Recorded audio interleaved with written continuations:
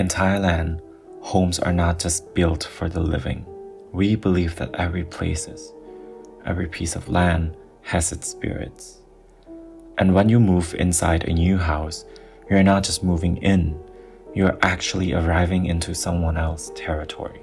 And that's when we build saan phum, or spirit houses. These shrines meant to welcome the spirits, honor them, and give them a place to stay. In return, they protect the home and the people inside it. However, when you forget to ask for permission, or when you leave something behind, or worse, when you disturb something that is not meant to be touched, that's when they start to notice you.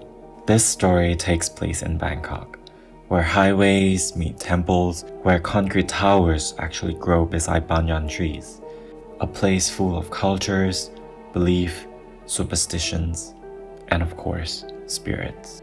This story is actually about a family called Pantaran family, who just moved inside a new home after Songkran, which is our water festival that takes place during April every year. That time, it was hot, dusty, and the air felt very heavy. In the family, they have 4 members. Kun Prasert, who is the father, who is quite practical and skeptical of almost everything. And then you have Kun Anchana, who is the mother, who is of course very gentle and also always tired from house chores. And then they have 2 children, Aim, who is 16, and her brother, Ben. Their new house set in a quiet alleyway at the edge of Bangkok. It's just a 2-story house with cream-colored walls, simple layout and modern design. The house itself is actually not new. They bought it from another family who haven't lived in the house for very long. This place was peaceful. It felt right to them. And just beyond the gate, right next to their driveway, stood an old public spirit house. The spirit house didn't really belong to anyone, not officially, but there are still some offerings that can be seen at the shrine. There were several dusty bottles of red Fanta set in front of the shrine and their labels unbleached and sticky with ants. You see, in Thailand, red Fanta, or Nam Dang, is often left at spirit houses as a substitute for blood offerings, a sweet symbolic gesture to appease spirits who are believed to enjoy the sugary taste and bright color. Some say it represents life force, others say the spirits just likes it. Besides the bottles, dried garlands grovel in the heat. Old incense sticks lays black in a pile, like someone had once prayed here, but they hadn't returned in a long time. The shrine sat beneath the tamarind tree, covered in moss, filled with strange little statues and dolls. That afternoon, Aim, who is the younger daughter of the family, wandered near the spirit house. She was bored. Her phone had no signal, and the house was not fully unpacked yet, and she wants to get away from her brother who is annoying her. The shrine stood silently in the shade like it had been waiting. Inside, among the dust and cobwebs, were rows of tiny figures, most for animals or broken statues. But one doll stood out, a dancer doll. It was dressed in a gold Thai silk, with arms raised in a graceful pose. Her face was hand-painted, very delicate but also strange. Her eyes, those eyes were realistic. Her smile is very wide and sharp. Aim couldn't look away, so she decided to snap a photo on her phone, and the screen actually glitched for a second. The image blurred just for a moment, and when Aim looked back at the spirit house, she thought the doll had actually slightly turned towards her. But she thought to herself, maybe her eyes were playing tricks on her. Maybe she didn't notice the doll enough about its positioning, so maybe she misunderstood. So she decided to walk away quickly, and she didn't really tell anyone about the incident. Later on that night, Aim drifted off to sleep, listening to the distant hum of traffic outside. But in her dream, the city was gone. She was standing in a garden beneath a massive tamarind tree, and the air was thick with fog, and the only sound that she heard was the soft rhythm of Thai instruments. And then she saw her, a woman in a glowing traditional costume, gold and crimson silk, with delicate headdress and bare feet not even touching the ground, was dancing slowly in circle around the tree.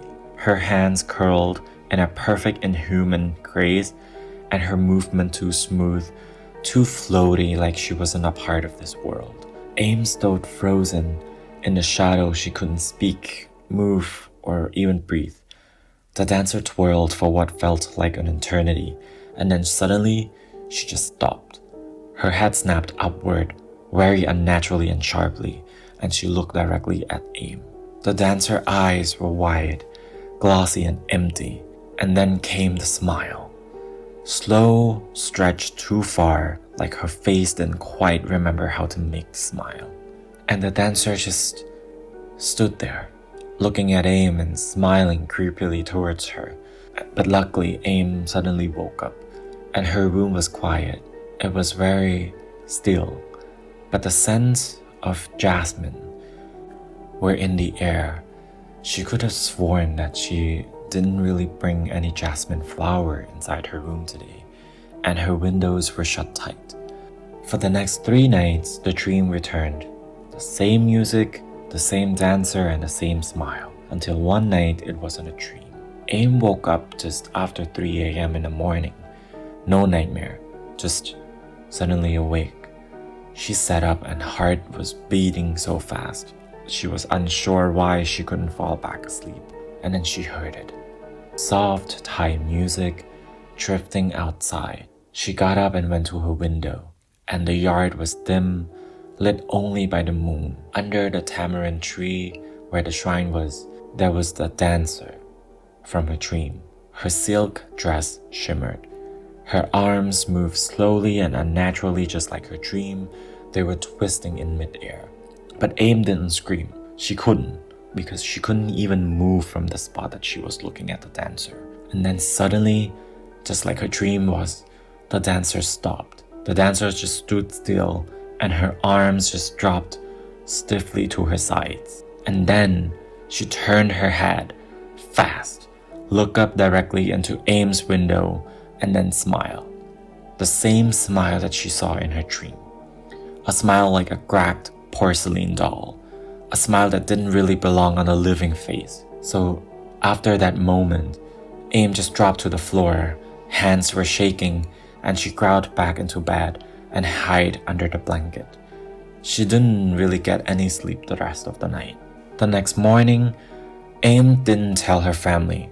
She almost convinced herself that it had been another dream, until she looked at her window. She saw there were long, thin stretch marks ran across the glass of her window, like fingernails that had been dragged slowly and patiently from one end to another, as if something was trying to get into her room from the window. There were dust along the edge of the frame, showing as signs of hands, handprints, small and delicate and wrong, pressed against the lower pane. Still, she said nothing. That night, the music came again, but this time it was softer, almost as if it was inviting her to listen. She didn't really go to the window this time, but she didn't sleep either. And in the morning, something new had appeared. Aim noticed there was a single dancer doll, identical to the one that she saw at the spirit house. But the difference here is that right now, she noticed that it has been sitting on her desk, upright, staring at her on her bed, since who knows when.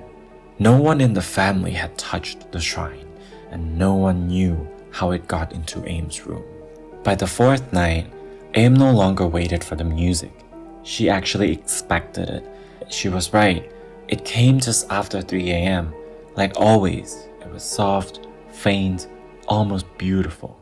The sound of a traditional Thai melody floated through the walls, too far away to be real, but also too detailed to be imagined. Sometimes she also heard laughter, like a woman's laugh, light, carefree, but not friendly. She pressed her ears to the wall and the music got louder, and then suddenly it stopped. There was complete silence in her room, and she backed away slowly, not even daring to look at the window again. But before she returned to bed, something caught her eye. The dancer doll on her desk now faced the bed. That night, Aim managed to fall asleep, but sometimes before dawn, her eyes opened again. But she wasn't alone. In the pale glow of the moonlight, she saw a woman standing at the foot of her bed, the same dancer from her dream, dressed in shimmering gold, with head slightly tilted, dancing. Her movement was still slow and fluid, and she was bare feet, gliding over her blanket. Aim couldn't move, she couldn't scream. She just slept and watched, paralyzed, as the dancer's arms curved overhead, and her eyes are locking with Aim's eyes. Then the dancer bent forward, slowly, lowering her face closer and closer until Aim could see every detail on her face. Her painted smile, her two wide eyes, and her cracked porcelain skin. The dancer leaned in and whispered something, but there were no sound that came out of her mouth. Aim passed out from fear, and when she woke up, the doll was sitting beside her pillow, right next to her on her bed. In Thai culture, these kinds of incidences where you encountered something strange in your dream, and when you woke up, you feel as if you're in the middle between sleeping and dreaming and being awake in the real world, and you see things that you shouldn't be seeing, and you cannot really move or scream. They are called phum, or sleep paralysis, but no one really know if what you're seeing is actually real or it's just your mind's playing tricks on you. Going back to our story, in the morning when Aim finally woke up, she just broke down. She told her mother everything. Her mother listened in silence. And that same afternoon, they decided to bring in a monk from the nearby temple. He was very old, but he was very soft-spoken and serious. He examined the property quietly. When he reached the spirit house, he just stopped. "This is not yours," he said, "but someone left her here." He explained that the public shrines often become a dumping ground, a place to leave old offering or unwanted spirit statues or even cursed objects behind. He said, someone followed Aim inside the house. He explained that the spirit was once worshipped, he said. He also said that that spirit is looking for a new home to live in.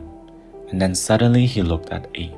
And then the next few words that the monk said actually sent chills down Aim's spine. He said, "She chose you." The monk asked for incense, candles, and white flowers. They placed everything at the spirit house just before dusk.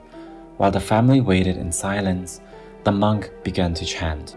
The wind was going strong, and the tree branches creaked. The monk's voice wavered, and then he stopped.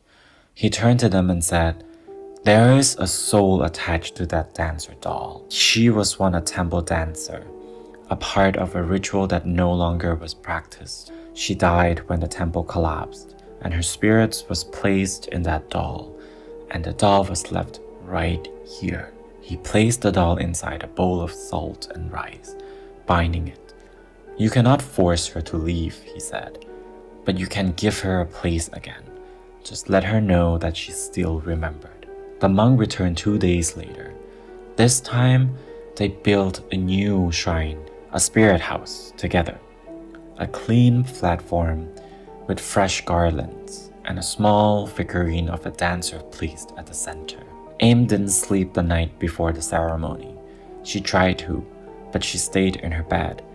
The music came again, but this time it's not from outside. It was from inside her house. When she opened her eyes, the dancer was there again, but this time she wasn't dancing. She was sitting at the edge of Aim's bed, watching her. Still, perfect posture, head slightly tilted, but her now smile that was once scary is actually calm, almost sad. And then she whispered. This time Aim heard it very clearly. "I will always be watching you." That's what the doll said. Aim suddenly just woke up and the doll vanished. It was just a dream. At sunrise, the family gathered at the new spirit house. The monks sprinkled holy water and chanted ancient verses. They placed incense, jasmines, and red Fanta, and they left the dancer doll, this time cleaned and dressed, in the shrine with the other offerings. The air was still warm as it was summer in Thailand, and as the incense smoke curled upward, the wind picked up just slightly. The jasmine petals on the ground shifted, and Aim thought for a second she heard a soft, woman laughter far, far, far away from her. And then silence. Days passed, and then weeks. Aim slept through the night with no more music, no more footsteps, no more visits in her dream. The dancer doll stayed at the shrine. They cleaned it often, and often replaced the flowers and left small offerings. They didn't say her name because they never knew it, but they remember her, and that seemed to be enough. Sometimes, Aim wonders, what did the doll actually meant when she said she will always be watching Aim? Did the doll really left her alone, or she was just waiting for another opportunity to come back and take Aim with her? But Aim tried her best to not think about anything and just go on with her life. And that's the end of the story. You see, in Thailand, spirit houses are not just for decorations, and they are not just tradition. They are invitation, they are memory, and they are home to the spirits. And when you forget the spirits, they may fade. And when you disrespect them, they will find a way to be remembered or teach you a lesson.